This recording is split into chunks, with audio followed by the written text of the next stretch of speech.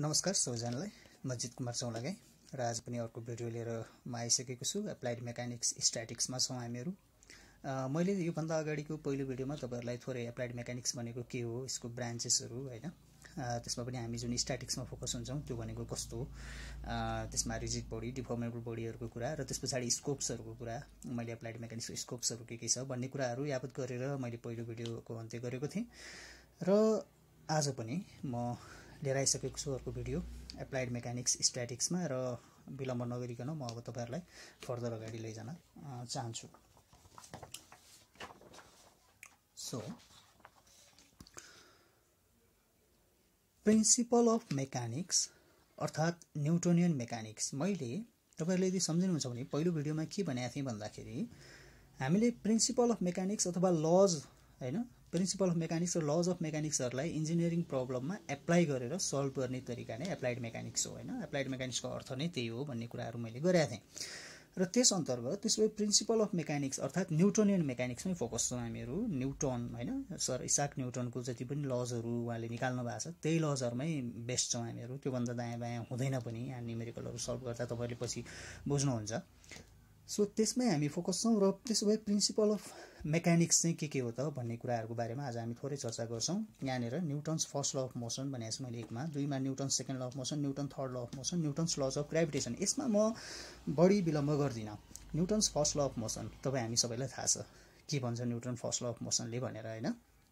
It deals with the body at rest or motion अथवा apply force apply नगरुन्जेलसम्म कुनै पनि body rest अवस्थामा छ भने रेस्टमै रहिरहन्छ र चल अवस्थामा छ भने चलमै रहिरहन्छ भन्ने कुराहरु फर्स्ट लले गर्छ। त्यसपछि Newton second law of motion भनेको चाहिँ जब तपाईले फोर्स एप्लाई गर्नुहुन्छ त्यो भनेको मास इन्टु एक्सेलरेसन हैन। त्यहाँनेर चाहिँ एक्सेलरेसन उत्पन्न हुन्छ र त्यो मोसनमा जान्छ भन्ने कुरा सेकेन्ड लले गर्छ। यस्तै कुराहरु हो, यो तपाईहरुले पढ्नु भएको छ, म यसमा बढी गर्दिन फर्स्ट ल सेकेन्ड लजहरुमा।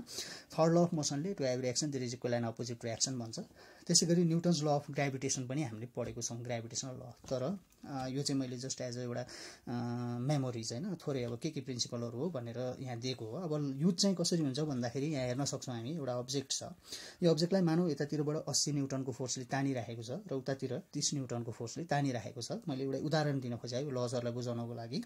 यहाँनेर मास छ 10 केजी को, ठीक छ, मास छ 10 केजी को। त्यसो भनेदेखि जब कुनै अब्जेक्टमा यसरी फोर्स लाग्छ भने त के हुन्छ त भन्दाखेरि force equal to m * a, हाम्रो न्यूटन सेकेन्ड लले त्यही भन्ने हो। त्यसो भए यतापटि हेर्नुस् त, फोर्स F1 80 न्यूटन लागिरहेको छ भने यहाँबाट एक्सेलरेसनको भ्यालु कति आउँछ त भन्दाखेरि यो 8 हो है, 80 / 10 हैन। F = m * a, so acceleration = F1/m and that is 8 m/s²। यो अहिले युनिटतिर पनि तपाईहरु त्यति धेरै नर्मल लिनुस्, जस्ट मैले बुझाउन खोजेको कुरालाई हेर्नु होला। त्यसपछि F2 भनेको फेरि यता 30 न्यूटनको फोर्स लागिरहेछ, सो टोटल कति भयो 3 m/s² भयो आयो। त्यसो भए रिजल्टेन्ट एक्सेलरेसन कति भयो त, यतापटि 8 m/s², उतापटि 3 m/s²। त्यसो भए A1 - A2 अर्थात 5 m/s² को गतिले यो अब्जेक्ट हिँड्न खोज्छ यसरी फोर्स लाग्ने हो भनेदेखि। यहाँ बुझाउन खोजेको यो हो। अब यसमा युज भएको भनेको न्यूटनको सेकेन्ड ल, न्यूटनको फर्स्ट ल पनि युज भयो। तपाईको बडी अब रेस्टमै थियो, अब जब फोर्स लाउनुहुन्छ यो मोसनमा जान खोज्छ। अब यहाँ न्यूटनको थर्ड ल पनि लाग्छ, to every action there is equal and opposite reaction हैन। अब यहाँनेर त्यो पनि छँदै छ। अब यहाँ रिजल्टेन्ट चाहिँ 5 m/s² को भेट्यो। अर्थात यही कुरालाई हामीले कसरी पनि सल्भ गर्न सक्छौं भन्दा यहाँ 80 न्यूटनको फोर्स लागिरहेछ दायाँतिर, 30 न्यूटनको फोर्स लागिरहेछ बायाँतिर। त्यसो भए रिजल्टेन्ट फोर्स कति भयो त 80 - 30 अर्थात 50 न्यूटन भयो। त्यसो भए रिजल्टेन्ट एक्सेलरेसन के भयो त F/m = किनभने F = m * a हो, रिजल्टेन्ट चाहिँ तपाईको एक्सेलरेसन भनेको F/m हो। त्यसपछि 50/10 गर्दाखेरि 5 m/s² हुन आउँछ। सो यसरी रिजल्टेन्ट F निकालेर पनि हामीले सल्भ गर्न सक्ने रहेछौं। अर्थात यसलाई छोटा-छोटै सल्भ गरेर पछि रिजल्टेन्ट निकाल्न पनि सक्ने रहेछौं। यो एउटा जस्ट एउटा नर्मल एक्जाम्पल हो। अब यहाँ रिजल्टेन्ट आयो, फेरि यो के भयो के आयो भनेर तपाईहरु नहात दिनुस्। यो रिजल्टेन्टको बारेमा हामी फर्दर तपाईहरुलाई बुझाउँदै नै जानेछु, म त्यो बुझ्दै नै जानु हुनेछ। अहिलेको लागि चाहिँ जस्ट न्यूटनको जस्ट प्रिन्सिपल अफ मेकानिक्स हैन, प्रिन्सिपल अफ मेकानिक्समा यो चारवटा त सधैँ थियो, तपाई हामीले पढेरै आएको। र मैले यहाँ अर्को एउटा लिन्छु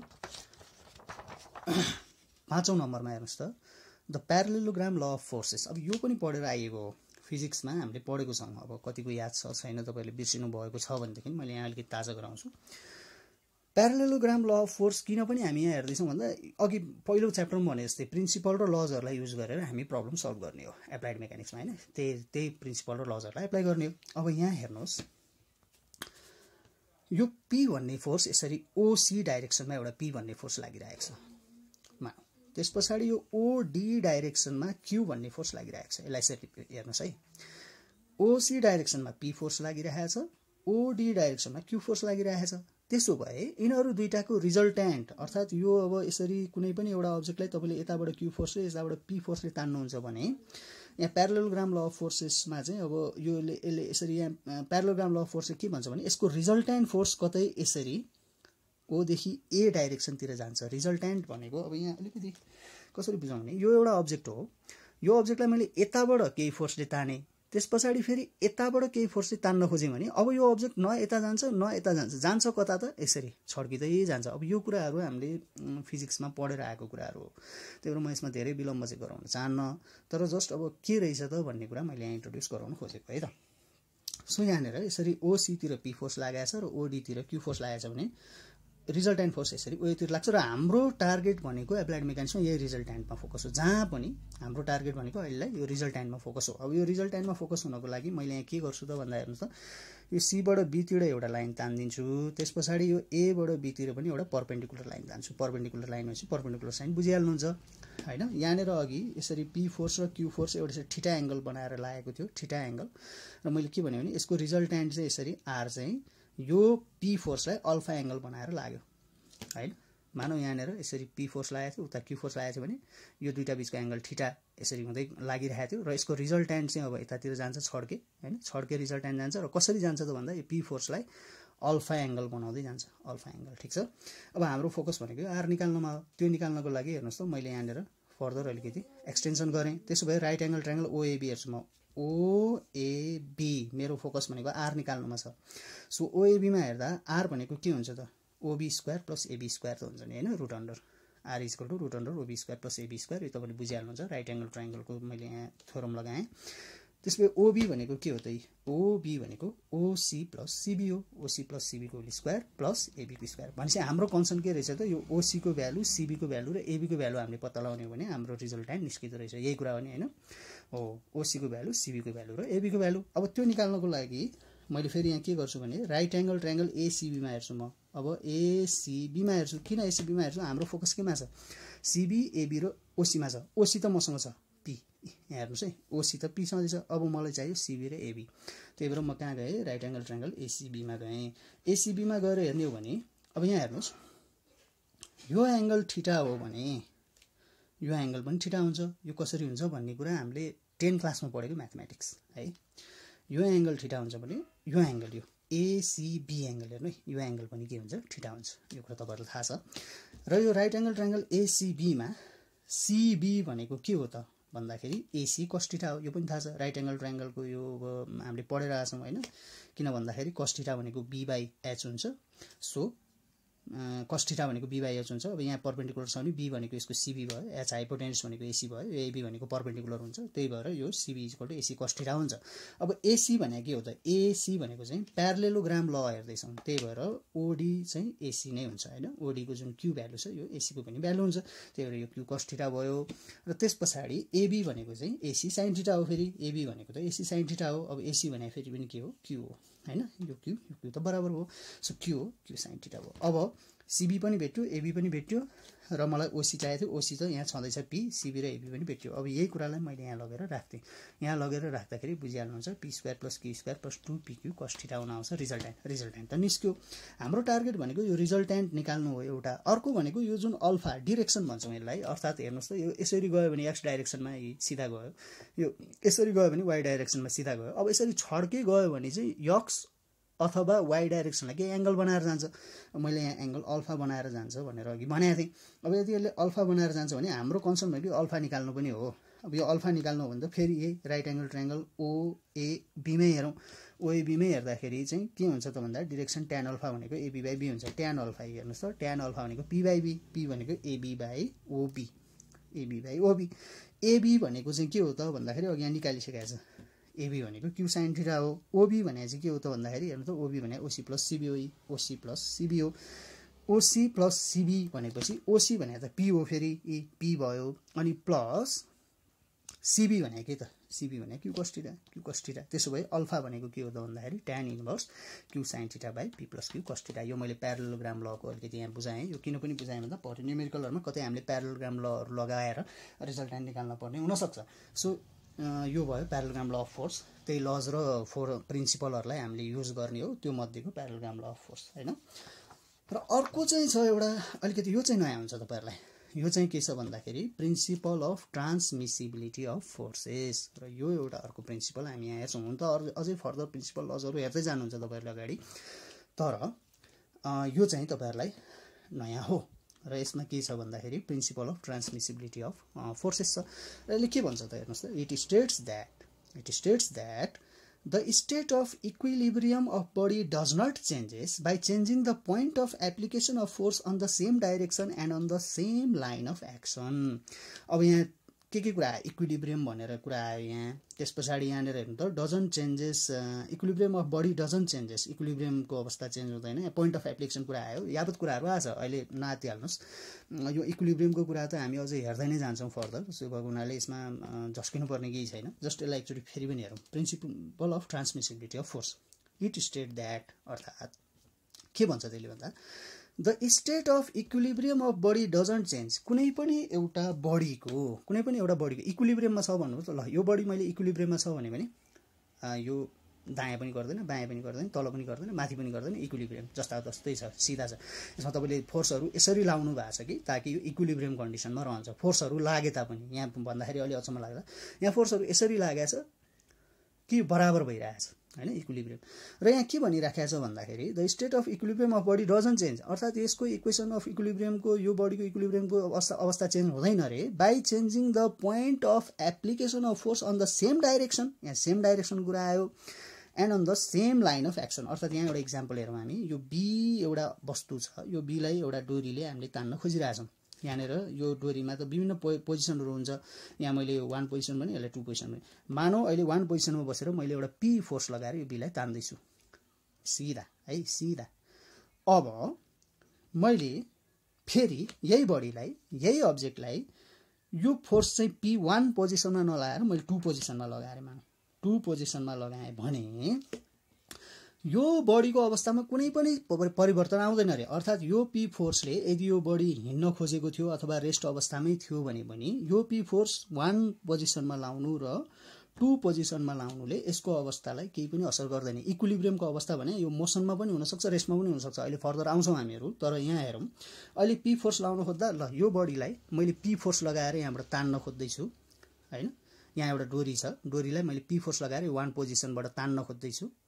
हैन आउन पनि सकिरा होला नआउन पनि सकिरा होला तर पी फोर्समा लगाएर तान्नुको इफेक्ट जुन यो बडीमा हुन्छ त्यही लाइन अफ एक्सनमा हेर्नुस् है लाइन अफ एक्सन परिवर्तन हुन पाइदैन त्यही लाइन अफ एक्सनमा तपाईले अर्को पोजिसनमा बसेर त्यही फोर्स लगाउँदा यसमा केही पनि परिवर्तन हुँदैन यो प्रिन्सिपल अफ ट्रान्समिसिबिलिटी अफ फोर्सले भन्न खोजेको कुरा त्यही नै हो है र यहाँनेर अब त्यही कुरा भने हो यो पी फोर्स तपाईले चाहिँ अब यहाँ लाउनु र डाइरेक्सन चाहिँ चेन्ज हुनु भएन यहाँ सेम डाइरेक्सनमा यही डाइरेक्सनमा यहाँबाट अपोजिट डाइरेक्सन लाउनु भने चेन्ज हुन्छ यसरी दायाँ बायाँ गर्नु भने चेन्ज हुन्छ तर यही डाइरेक्सनमा र यही लाइन अफ एक्सन पनि परिवर्तन हुनु भएन लाइन अफ एक्सन भनेको त यही लाइन अफ एक्सन हो नि त लाइन अफ एक्सनमा लाउनुहुन्छ भनेदेखि के हुन्छ त अब भन्दाखेरि यसको अवस्थामा कुनै पनि परिवर्तन आउँदैन त्यही ट्रान्समिसिबिलिटी अफ फोर्सको प्रिन्सिपल हो र यसको लिमिटेसन छ अर्थात अब यो ट्रान्समिसिबिलिटी अफ फोर्स को पनि आफ्नै लिमिटेसन्सहरु छ लिमिटेसन चाहिँ के छ भन्दा this principle is applicable only to the rigid body in which we neglect the internal effect ल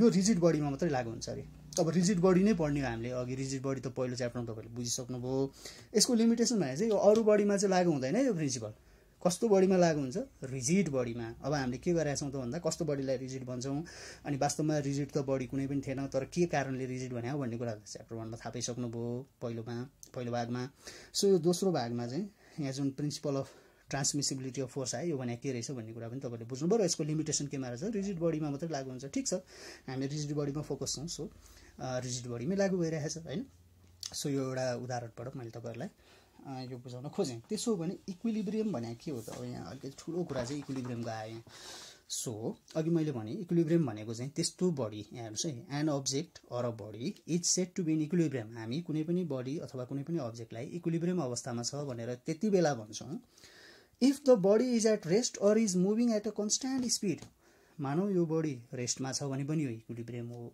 हेर्नुहोस् है, इक्विलिब्रियम हो यो अहिले मैले यो डटबिन भने। अब मानौ यो अगाडि बढिरहेछ तर कन्स्ट्यान्ट स्पिड है, एउटै स्पिडमा। तपाईँहरू यो कन्स्ट्यान्ट स्पिड होइन, भेराइङ स्पिड, अब यो कुराहरू त फिजिक्स पढेर आउनु भएको छ भनेदेखि त अब यो एकदमै बुझिसक्नु भएको छ, यसमा कुनै ठुलो कुरै छैन। तर यहाँ इक्विलिब्रियमको कुरा बुझाउनु खोजेर चाहिँ यदि यो बडीलाई हामीले इक्विलिब्रियम कस्तो बडीलाई भन्यो भने यदि यो बडी रेस्ट अवस्थामा छ अथवा मोसनमै छ तर कन्स्ट्यान्ट स्पिडमा अगाडि बढाएको छ अथवा पछाडि गएको छ, कन्स्ट्यान्ट स्पिड एउटै स्पिडमा, यसको गति चेन्ज भएको छैन भनेदेखि चाहिँ त्यस्तो बडीलाई पनि हामी के भन्छौँ, इक्विलिब्रियमकै अवस्थामा भन्छौँ। सो यहाँ इक्विलिब्रियमको यो कुरा चाहिँ बुझ्नु पर्यो। र अघि यहाँ प्रिन्सिपल अफ ट्रान्समिसिबिलिटी लाउँदाखेरि यहाँ जुन पी फोर्सले यो 1 पोजिसनबाट हामीले तानेका थियौँ, यो तान्दा यो बी मुभ पनि भएको होला अथवा रेस्ट भयो होला, त्यो जे पनि भएको हुनसक्छ। तर त्यही पी फोर्सलाई 1 मा नलाइकन 2 मा र यही लाइन अफ एक्सन र यही डाइरेक्सनमा, यो कुरा इम्पोर्टेन्ट छ है, same direction and same line of एक्सनमा लाउने हो भने यो बीको अवस्था यहाँ फोर्स लाउँदा जस्तो अवस्था यसको थियो त्यस्तै अवस्था रहन्छ। अर्थात् इक्विलिब्रियमको स्टेट चेन्ज हुँदैन। यसको इक्विलिब्रियमको स्टेट चेन्ज हुँदैन भन्नुको अर्थ इक्विलिब्रियम भनेको के रहेछ त, and object or body is set to be in equilibrium if the body is at rest or moving at a constant speed. यदि त्यो बडी रेस्टमा छ र कन्स्ट्यान्ट स्पिडले यदि अगाडि बढिरहेछ भने त्यस्तो बडीलाई हामीले के भन्यो, इक्विलिब्रियम भन्यो। अर्थात् इक्विलिब्रियममा के हुँदो रहेछ त भन्दा the algebraic sum of all the external forces is 0। अर्थात् यो बडी यदि इक्विलिब्रियममा हो भनेदेखि, अब ट्रान्समिसिबिलिटीको प्रिन्सिपलमा अब छोडिदिन्छ है, त्यो ट्रान्समिसिबिलिटी प्रिन्सिपल त्यही भयो, principal of transmissibility of force. अब यहाँ इक्विलिब्रियममा छौँ हामीहरू। अब इक्विलिब्रियमलाई सिम्पली बुझ्नुहोस्। अर्थात् यसमा के हुँदो रहेछ त भन्दा यो एउटा बडीमा जति पनि फोर्सहरू लाग्छ नि, जति पनि फोर्सहरू लाग्छ भने त्यो फोर्सेसहरूको सम, अल्जेब्राइक सम चाहिँ के हुन्छ अरे भन्दाखेरि 0 हुन्छ। एक्सटर्नल फोर्सहरू, अब यसको इन्टर्नल कुराहरू त छँदैछ, हामी त्यसको इन्टर्नल कुरातिर जाँदैनौँ। एक्सटर्नल कुराहरू अर्थात् यो अब्जेक्टमा तपाईँले जति पनि फोर्सेसहरू लाउनुहुन्छ, जति पनि यसमा चाहिँ होइन तपाईँको बल प्रयोग हुन्छ, त्यो सबै एक्सटर्नल फोर्सेसहरूको अल्जेब्राइक सम चाहिँ यदि 0 हुन्छ भने त्यस्तो बडीलाई हामी इक्विलिब्रियम भन्छौँ। त्यसै गरी the algebraic sum of the moment of all the external forces about any point is 0। अर्थात् यो एउटा हाम्रो अब्जेक्ट हो भने मानौँ यहाँ पनि फोर्स लागेको छ अप्पढ, यहाँ फोर्स लाग्यो होला अप्पढ, यहाँनिर यसरी दायाँ डाउनवर्डबाट मासतिर फोर्स लाग्यो होला, यसरी यहाँ दायाँ बायाँ फोर्स लाग्यो होला, जता पनि लाग्यो हुनसक्छ नि होइन। फोर्स लागेको छ भने त्यो algebraic sum of all the forces 0 त हुने भइहाल्यो एउटा। अर्को भनेको मानौँ कुनै पनि एउटा पोइन्टमा बसेर तपाईँले मोमेन्ट निकाल्न खोज्नुभयो, अर्थात् यो पोइन्टमा बसेर यो पोइन्टमा बसेर यो पोइन्टमा बसेर तपाईँले यी फोर्सेसहरूले अघि मैले भने यसरी मुनि लाग्यो अथवा माथिबाट आएको अथवा दायाँ होइन, दायाँ अथवा बायाँ, त्यो फोर्सहरूले कुनै पनि पोइन्टमा, चाहे यो पोइन्टमा निकाल्नुहोस्, चाहे यो पोइन्टमा मोमेन्ट भनेको केले दिन्छ, फोर्स इन्टु त्यो फोर्सदेखि यो पोइन्टसम्मको डिस्टेन्सले दिन्छ मोमेन्ट है। अब यो कुरा पनि फर्दर तपाईँले अगाडि त बुझ्दै जानुहुन्छ, हेर्दै जानुहुन्छ, तर पनि यहाँ भन्न खोजेको कुरा चाहिँ यो हो, फोर्स इन्टु त्यो डिस्टेन्स होइन, त्यसले मोमेन्ट दिन्छ। यो जति पनि फोर्सेसहरूले दिने मोमेन्ट हुन्छ नि जुनै पनि पोइन्टमा है, त्यो चाहिँ के हुन्छ अरे 0 हुन्छ अरे। भनेपछि यो दुईवटा कन्डिसन फुलफिल गर्ने हुनुपर्छ बडी इक्विलिब्रियम हुनलाई। अर्थात् त्यो बडी रेस्टमा पनि हुनसक्छ, मोसनमै हिँडिरहेको पनि हुनसक्छ कन्स्ट्यान्ट स्पिडमा, तर कन्स्ट्यान्ट स्पिड, यहाँ मोसनमा छ भने कन्स्ट्यान्ट स्पिड इम्पोर्टेन्ट छ। र त्यसमा algebraic sum of all the external force चाहिँ 0 हुनै पर्यो र algebraic sum of moment about any point पनि के हुनु पर्यो त 0 हुनु पर्यो। त्यसलाई हामी भन्छौँ इक्विलिब्रियम। अब यहाँ इक्विलिब्रियमलाई अलिकति अझ फर्दर थोरै क्ल्यारिफाई गर्न खोजेको छु मैले चार्टले। यहाँनिर दुईवटा कुरा आयो इक्विलिब्रियमलाई, concurrent equilibrium, non concurrent equilibrium. अब कन्करेन्ट र नन कन्करेन्ट यो अलिकति नयाँ चाहिँ शब्द हुनसक्छ। कन्करेन्ट भनेको चाहिँ त्यस्तो अवस्था जब कुनै एउटा अब्जेक्टमा लाग्ने जति पनि फोर्सहरू छ कुनै एउटा पोइन्टमा फोकस भएर लागिरहेछ, कुनै एउटा पोइन्टमा फोर्सहरू लागिरहेछ भने त्यस्तो फोर्सलाई हामी कन्करेन्ट फोर्सेस भन्छौँ। अब यहाँ इक्विलिब्रियममा त अहिले कुरा गरौँला, कन्करेन्ट इक्विलिब्रियम। त्यस पछाडि नन कन्करेन्ट भनेको चाहिँ कुनै पनि अब्जेक्टमा फोर्सहरू अब एउटै पोइन्टमा लागेन, कुनै फोर्स यता लागेछ, कुनै फोर्स यता लागेछ, कुनै फोर्स यता छ, कुनै फोर्स यता छ, यस्तो अवस्थालाई हामी नन कन्करेन्ट भन्छौँ है। Non concurrent forces, concurrent forces. अब इक्विलिब्रियममा पनि यदि कन्करेन्ट फोर्सेसहरू लागिरहेछ भने नेट फोर्स इक्वल टु 0 हुनुपर्ने हो। अघि भनेकै हो, यहाँनिर भनिएको थियो the algebraic sum of all the external forces are 0 होइन। नेट फोर्स 0 अर्थात् यक्स डाइरेक्सनतिर र वाइ डाइरेक्सन। यहाँ नेट फोर्स भन्दाखेरि अब अलिकति है यक्स र वाइ डाइरेक्सन भन्ने कुरा आउँछ। यक्स यो चाहिँ अब हामी यसलाई यक्स डाइरेक्सन भनौँ, यसलाई वाइ डाइरेक्सन भनौँ होइन। यक्स डाइरेक्सनतिर लागेका जति पनि फोर्सहरू छ, यहाँ फोर्स हेर्दाखेरि यक्सतिर पनि लागेको हुन्छ, कुनै छड्के छ त्यसलाई रिजोल्युसन गर्नुपर्ने हुन्छ, त्यो पछि फर्दर अगाडि बढौँला। यहाँ छड्के फोर्सहरू पनि देख्नुहुन्छ, फेरि यहाँ त एक्स र वाइ भनिरहनु भएको छ सरले, छड्के फोर्स देखिरहेको छौँ हामी। छड्के फोर्सलाई पनि तपाईँले एक्स र वाइमा रिजोल्युसन गर्नुपर्ने हुन्छ होइन। अब त्यो फर्दर न्युमेरिकलहरू गर्दा हामी हेरौँला। तर यहाँ कन्करेन्ट भने एउटै पोइन्टमा लाग्यो। अब यहाँ नेट फोर्स जेरो, समेसन एफएफएक्स, यक्सतिर लागेका फोर्सहरू पनि जेरो, वाइतिर लागेका फोर्सहरू जति पनि जेरो, यो अवस्था भयो भने इक्विलिब्रियम हो। नन करेन्ट फोर्सको केसमा पनि के हो, नेट फोर्स जेरो नै हो, अर्थात् summation FFX equal to zero, FFY equal to zero. त्यति मात्र नभइकन यहाँ नेट मोमेन्ट पनि जेरो, अर्थात् कुनै पनि पोइन्टमा बसेर तपाईँले मोमेन्ट लिनुहुन्छ भने ती फोर्सहरूले त्यो पोइन्टमा दिने मोमेन्टको सम पनि के हुनुपर्छ, जेरो नै हुनुपर्छ नन कन्करेन्टको केसमा। अब यहाँनिर चाहिँ मोमेन्ट होइन त भन्ने कुरा होला, फेरि होइन। यहाँ हेर्नुहोस् है, यहाँनिर के भइरहेछ, यो फोर्सहरू सबै यही पोइन्टमा लागेको छ, सो यो फोर्सहरूले यही पोइन्टमा त मोमेन्ट दिँदैन नि। तपाईँले कुनै अर्को पोइन्टमा तपाईँ जानु हो भने त्यहाँ मोमेन्ट कुराहरू आउँछ, तर यही पोइन्टमा मोमेन्ट दिँदैन। त्यही भएर यहाँनिर नेट मोमेन्टको कुरा नगरे हो। तर इक्विलिब्रियम भन्ने बित्तिकै तपाईँले त्यहाँ नेट मोमेन्ट जेरो हुन्छ नि है, नेट मोमेन्ट जेरो, त्यस पछाडि नेट फोर्सेस पनि जेरो होइन। मैले यहाँ जस्ट बुझाउनु खोजेको चाहिँ कन्करेन्ट र नन कन्करेन्ट, ठिक छ। सो यो कुरा रहेछ इक्विलिब्रियमको। त्यस पछाडि यहाँनिर अर्को कुरा के आयो त भन्दा, अब summation FFX equal to zero, FFY equal to zero र मोमेन्ट इक्वल टु जेरो चाहिँ 2D को केसमा हुने छ। अब हामीले हेर्ने जति पनि यहाँ प्रब्लमहरू छ हामी 2D कै हेर्छौँ, हामी 3D मा जाँदैनौँ भने 2D नै हामी फोकस भइरहेका छौँ। त्यो 2D मा हेर्ने भएको हुनाले यो तीनवटा इक्वेसन जेरो हुन्छ, यो भयो। र यदि 3D मा हेर्ने हो, अब 3D भनेको एक्स वाइ र अर्को के हुन्छ, जेड डाइरेक्सन हुन्छ। तपाईँहरूले थोरै 3D त बुझेरै आउनु भएको छ होइन। अब यो मैले यो अब्जेक्टलाई यसरी मैले प्र्याक्टिकली बुझाउनु खोज्दा 3D हो, तर अहिलेलाई मैले यहाँ 2D भनेर फोकस भइरहेको छु, अर्थात् एक्सतिर लागेका फोर्स र वाइतिर लागेका फोर्सहरूको सम जेरो गर्नु पऱ्यो र मोमेन्ट पनि जेरो गर्नु पऱ्यो भने इक्विलिब्रियम हुन्छ। र यहाँ 2D को कुरा गर्ने हो भने जम्मा तीनवटा इक्वेसन हुन्छ भने 3D मा कुरा गर्ने भने के हुन्छ त हेर्नुहोस् त, summation F X equal to zero हुन्छ, summation of moment about X equal to zero हुन्छ, त्यसै गरी summation F of Y equal to zero हुन्छ र मोमेन्ट एबाउट वाइ पनि जेरै हुन्छ, र summation of forces Z equal to zero हुन्छ र मोमेन्ट एबाउट जेड पनि के हुन्छ, जेरो नै हुन्छ। सो यसरी 3D मा चाहिँ 6वटा इक्वेसन आउँछ भने 2D मा 3वटा इक्वेसन आउँछ। र यी नै इक्वेसनहरूलाई हामी के भन्ने हो, इक्वेसन अफ स्ट्याटिक इक्विलिब्रियम भन्ने हो। र धेरै धेरै इम्पोर्टेन्ट, अर्थात् हामीले जति पनि पछि फर्दर न्युमेरिकलहरू सल्भ गर्दै जान्छौँ, फर्दर अरू च्याप्टरहरू पढ्दै जान्छौँ, यही इक्वेसन अफ स्ट्याटिक इक्विलिब्रियम लाउनु पर्ने हुन्छ होइन। यो तपाईँहरूले हेर्दै जानुहुन्छ, यो भिडियो सिरिजलाई तपाईँले फलो गर्दै जाँदाखेरि यो सबै कुराहरू तपाईँले बुझ्नु नै हुन्छ। तर यहाँ अहिले फोकस हुन खोजेको चाहिँ इक्विलिब्रियम भनेको के हो, अनि 2D र 3D भनेको कस्तो अवस्था होइन, 2D मा के इक्वेसनहरू हुने र 3D मा कस्तो कस्तो इक्वेसनहरू हुने चाहिँ हाम्रो के रहेछ त भन्दा इक्वेसन अफ स्ट्याटिक इक्विलिब्रियम रहेछ।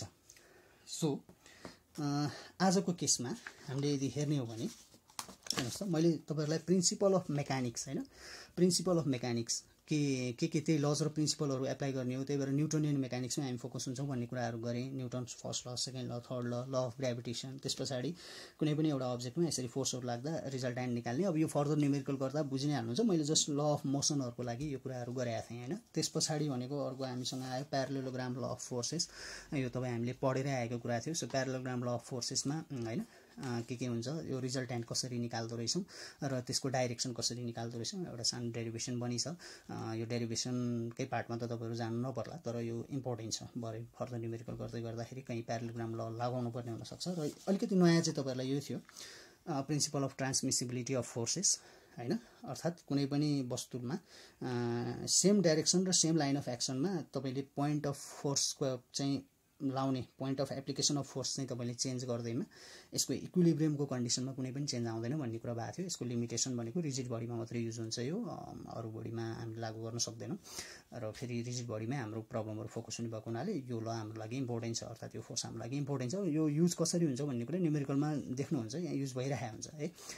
त्यस पछाडि अर्को थियो इक्विलिब्रियम। के हो त इक्विलिब्रियम भने होइन, कुनै पनि बडीलाई हामीले इक्विलिब्रियम त्यति बेला भन्छौँ यदि त्यो अब रेस्ट अवस्थामा पनि हुनसक्छ अथवा मोसन अवस्थामा छ तर कन्स्ट्यान्ट स्पिडमा अगाडि बढिरहेको हुनसक्छ।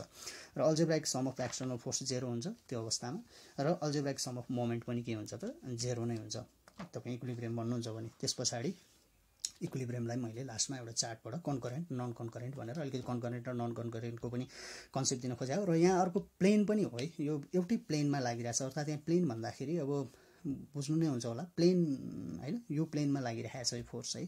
अब यो फर्दर फेरि अगाडि बढ्दै जाँदा यसको कुराहरू हुँदै नै जान्छन्।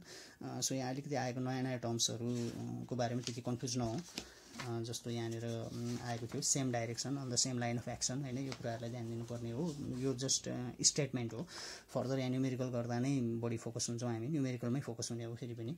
र इक्विलिब्रियममा चाहिँ मैले यो कुरा गरेँ। र 2D मा के हुन्छ, यसरी 3वटा equation summation FFX equal to 0, FFY equal to 0, moment equal to 0। 3D मा यसरी 6वटा equation of static equilibrium, FFX equal to 0, moment at X 0, FFY 0, moment at Y 0, FFZ 0, moment at Z 0। र यही इक्वेसनलाई हामी के भन्ने हो त, इक्वेसन अफ स्ट्याटिक इक्विलिब्रियम भन्ने हो हैन।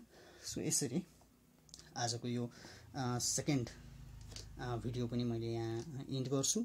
र तपाईहरुले यो कुराहरूलाई नोट गरेर फर्दर अगाडि बढ्दै जानु। मैले फेरि पनि बनाएको थिएँ, तपाईहरुले यो भिडियोजहरूलाई बेस मानेर अब विभिन्न बुक्सहरूलाई फलो गर्दै जानुपर्छ। तपाईहरुले प्र्याक्टिस आफूले गर्दै जानुपर्छ। गर्ने त सबै तपाईहरुले नै हो। मैले यहाँ तपाईहरुलाई बेस हैन एउटा एज एउटा सानो हेल्पको रूपमा तपाईहरुलाई केही सानो सहयोगको रूपमा हामी यहाँ आएका छौँ। यसरी बुझ्नुस् र यसलाई फर्दर तपाईहरुले आफ्नो हिसाबले अगाडि बढाउँदै लानुस्। र हामी तपाईहरुलाई अर्को भिडियोमा भेट्ने छौँ।